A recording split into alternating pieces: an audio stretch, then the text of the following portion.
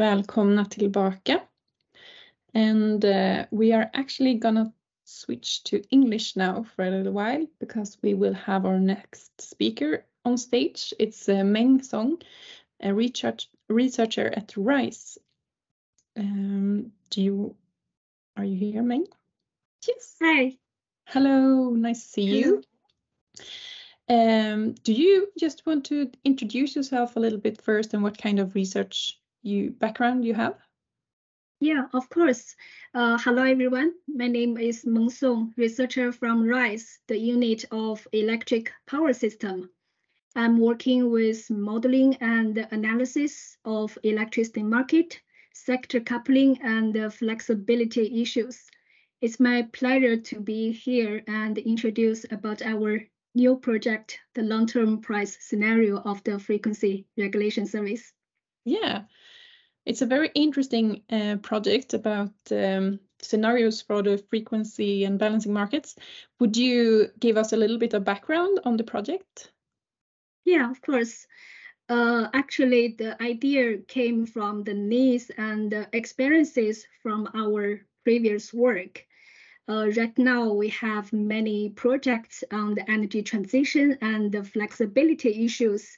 Together with our partners, we investigated different types of flexible energy solutions, such as battery, hydrogen, CHP, heat pump, EVs, vehicle to grid, etc. And when talking about those technologies, people always highlight the advantage that they can provide flexibility to the system, support the frequency regulation, and the compensation from reserve market is considered as an important revenue stream for the asset owners.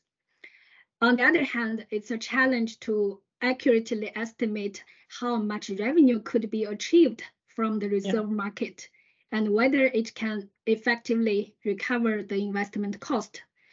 A good estimation needs valid input from the market, especially the market price for the regulation services, not only according to today's condition, but also considering how the market will develop in the future. Until now, many scenario work have been carried out by different organizations. Most of them forecast how the system would look like in 10, 20, or 30 years, and they focus on the change of energy mix, the electrification trend, the demand level, and how the spot price will develop. But there is a lack of scenario study, specifically on the reserve market, where the system operator procure the balancing service to stabilize and restore the system frequency. So this is the research gap we identified and wish to fill in this project. Yeah, I can agree. I have heard this question many times on what can be expected in the future from these markets. So what kind of questions will you investigate through this project? What do you focus? In this project, we focus on the long-term analysis of different frequency regulation services, including FFR, FCRN, FCRD, AFR, and MFR. There are three major questions we plan to answer. The first question is how much balancing capacity is needed on different time scale. We will estimate how the system inertia will change in the future, considering the higher penetration of renewables and how this may affect the frequency quality in the system and correspondingly the needs of frequency reserves. The second question is which resources are available for the frequency regulation and what are their respective costs. We will map different types of resources, such as hydro, wind, CHP, gas turbine, flexible consumptions, battery storage, and so on. The cost may partially depend on the operational cost of the resources and also depend on the opportunity cost. And the third question is how the reserve market will be cleared within the new market framework. Nowadays, the Nordic TSOs are collaborating on the new balancing model, which will change the market setup. For example, it will allow the cross-border trading of AFRR and MFRR, adopting the marginal price instead of pay-as-bid, and changing the market time unit and the imbalance settlement period into 15 minutes. So all of those new features should be taken into account when analyzing the future price of the frequency regulation services. So in order to answer those questions, we will develop a holistic approach to address the complexity from both technical and the market perspective. Sounds like you're taking on a challenge. It's a lot that you want to investigate. What do you think will be, what are you hoping for what kind of results, and what is the aim? Where do you want to end up with this project? Yeah, the aim of the project is to fill the research gap, as I just mentioned, and increase the knowledge about the frequency regulation services and the reserve market in the future.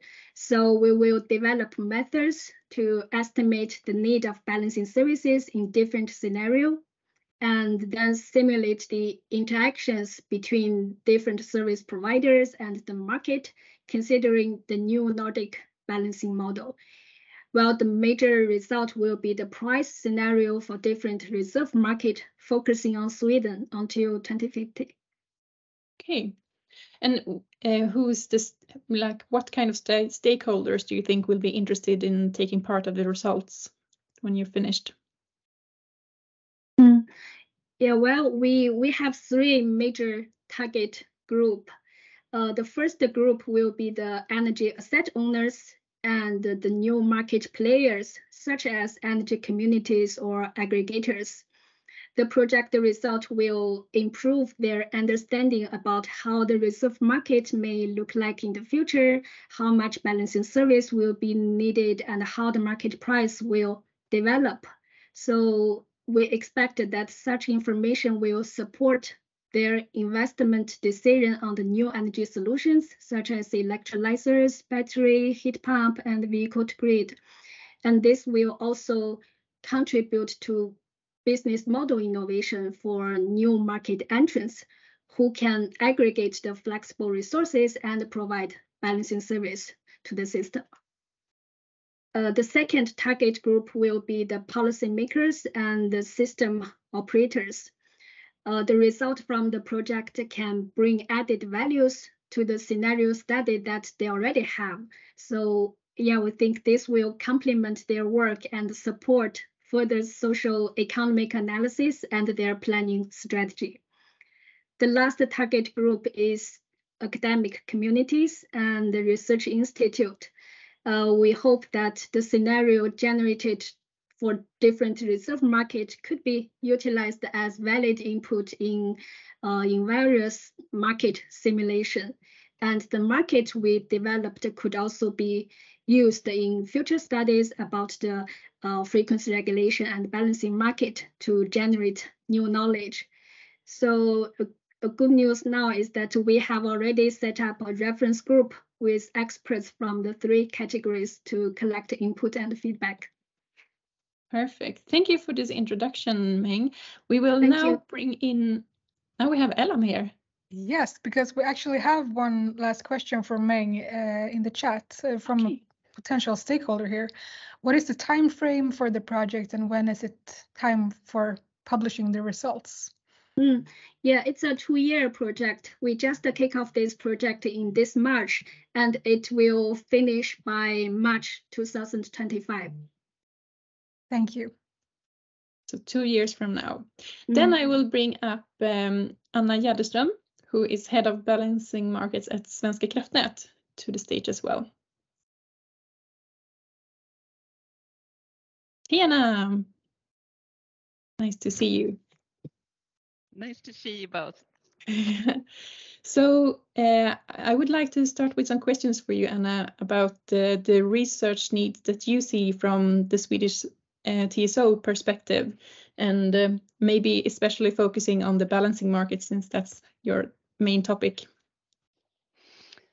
Yeah, so first, thank you for having me, and Also very delighted to hear about the RISE study on the frequency markets, because I think this will bring real good value to both new market players entering the markets, and also for us as system operators for sure.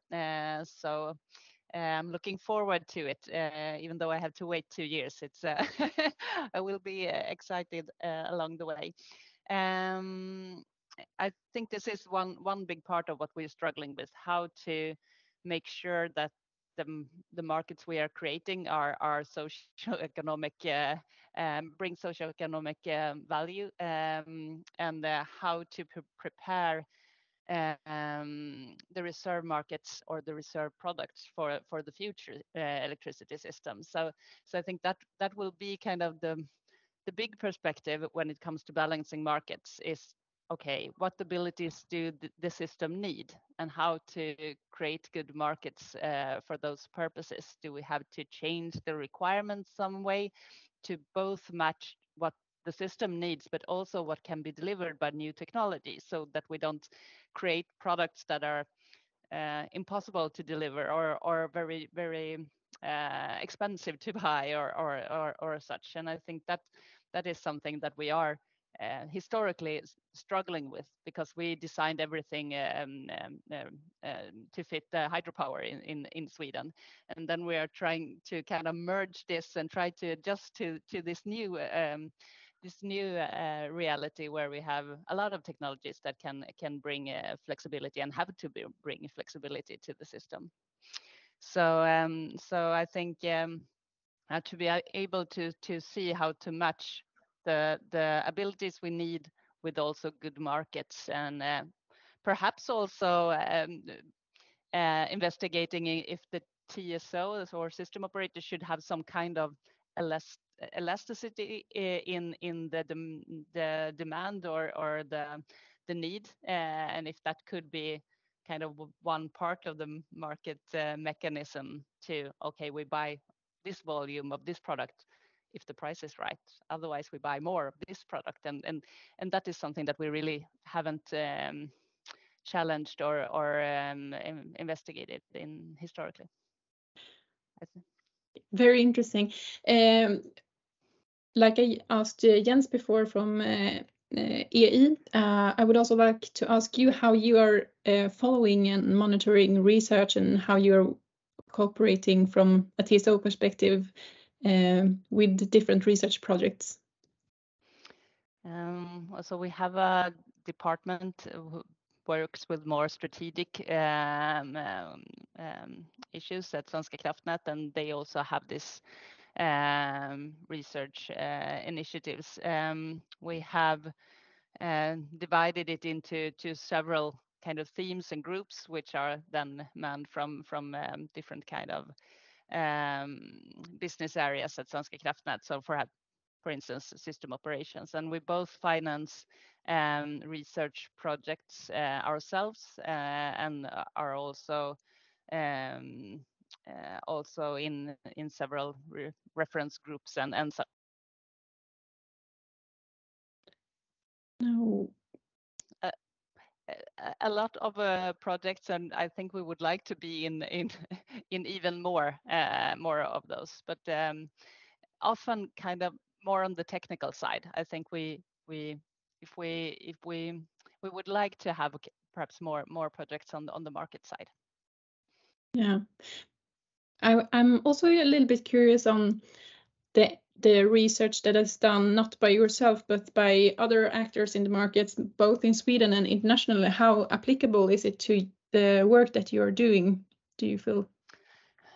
I think there's two sides of that. It's very interesting to see how other countries and TSO have solved problems, but then again, it could be challenging on the technical side to see how does this fit into the Nordic system with all of the technical aspects. But I think market-wise, it's very interesting to see what has been done internationally. But I was thinking of that when you asked the question, talked about it earlier, that I think that it's we would like to see more research in the Swedish Nordic context, but that also have to be kind of with a at least European perspective, because all the regulation is European, and I think we also can learn a lot from other European countries.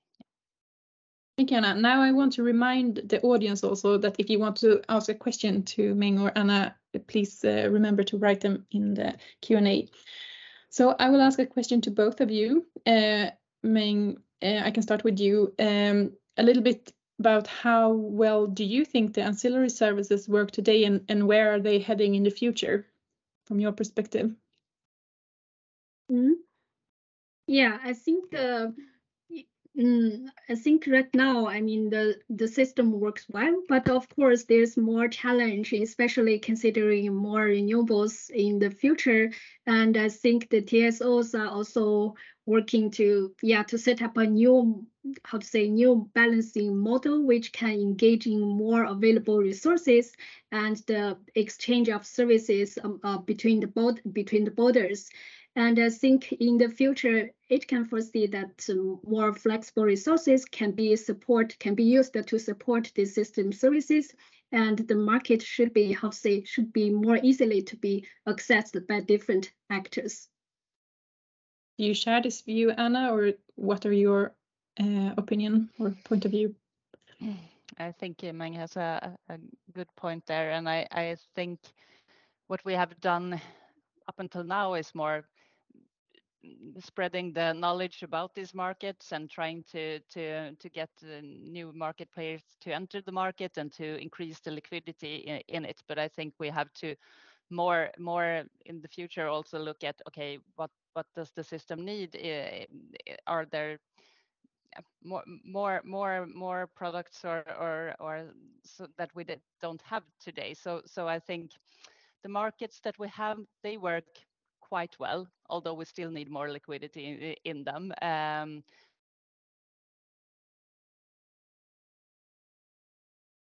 how to make those transitions more smoothly than we have historically. So I think we have big challenges ahead, but it's a good trend at least. Earlier we talked a little bit about the energy crisis happening in Europe and all these things that are on the political agenda. Is these things that also impact the balancing markets from your point of view, or is it more like on the wholesale market that we get effects from the discussions happening right now? Anna, do you want to start? I can at least try. I think it perhaps have had most effects on the day-ahead market and those discussions, but it's all connected to each other. So if we start talking about having some kind of capacity markets, or we're starting to look at more strategic resources and such, then we have the resources we have right now. So I think everything you do in the market affects also other markets. We haven't seen a lot of effect in the balancing markets in the short term. Well, one thing we have seen is actually more interest in participating. The high prices and the way all resource owners look at how can we use this energy more efficient.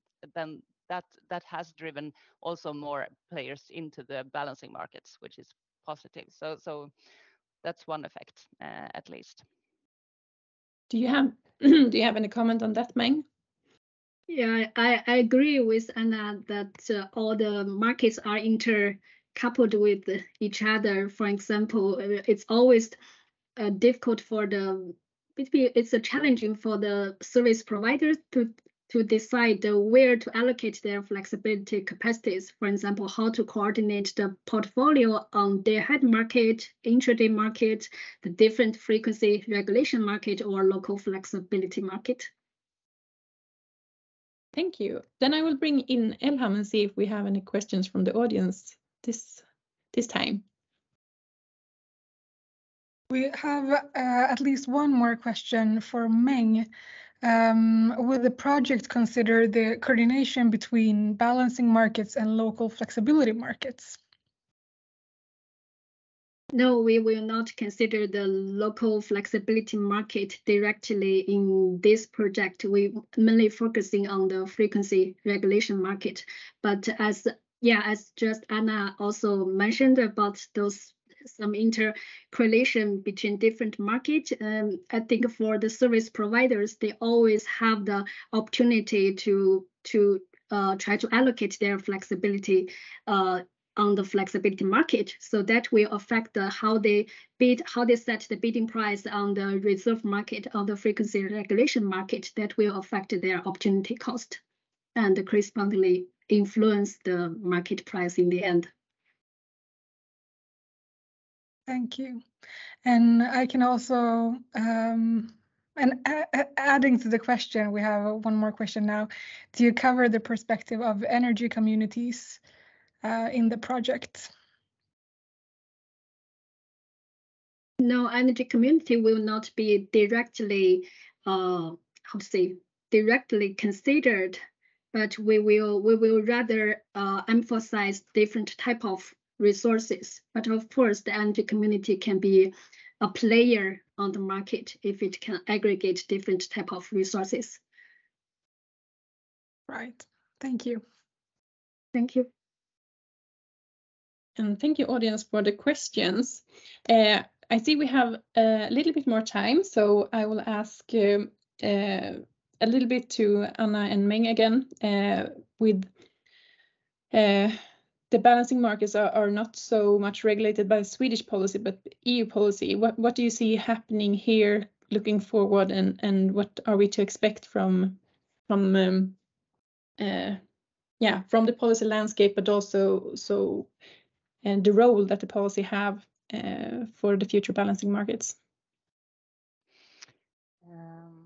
I think the electricity market is a very regulated area, and there's a lot of regulation, and it's also changing constantly. So I think that will keep coming, and it's hard to predict in these times what will be the changes, but demand response is an area where it's now a lot of discussions on how to enable demand response, and that will affect, I think, a lot of regulations, both balancing and other. But it's I think it's too early to say something about how, but a lot of initiatives are in the area of enabling it. It should be possible to enter markets. It should be no hurdles, so I think that will be an area where we will keep on working on how to easily enter the markets, as Meng said.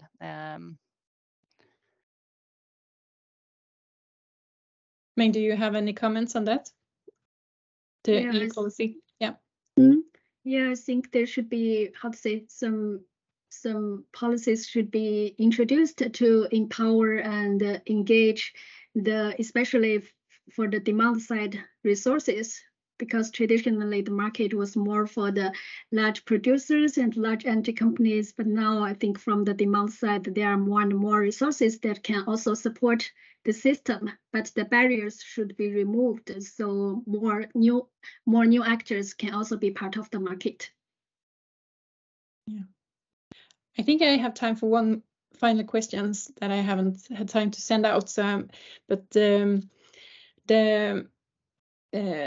you're aiming for like 2050 in this project, Meng. So for one, can you, like, when you're looking so much into the future, do you still think we will have a 15-minute market at that point? So how can you predict prices until 2050? And also, Anna, on the same topic, when we're looking ahead, are you appreciating like research projects that are looking a lot into the future and maybe changing a lot in the system, or do you prefer projects that are more here and now? So Meng start, and then Anna can finish. Yeah, we look into the future. We look towards 2050, but we don't directly jump to 2050. We will do that gradually. For example, we look into the 2030, 2040, and 2050. And our work will also be based on the other scenario work. For example, the long-term market analysis by Svenska kraftnät to define the energy mix, the transmission capacity among the regions. So yeah, we will have some solid basis to forecast the future. But of course, uncertainty always exists. Yeah. And Anna, what do you say on this question? If I have to choose between the here and now and the future, I think when it comes to our power system, I think even though we say now that changes are happening fast, then but also there are kind of this slow development and when it comes to building power lines and such. So I think we have to look really far in the future. So I appreciate when the perspective is 2050 or 2040, even though it's uncertain, because I think we have to look that far to be able to make the actions in time. Because there's often a long way from a research report and result and into making perhaps a turn into a new strategy or such, or for instance investments also could take a long time. So I think the long perspective is important. Thank you, Anna, and thank you, Meng, and both of you to be participating in this meeting today.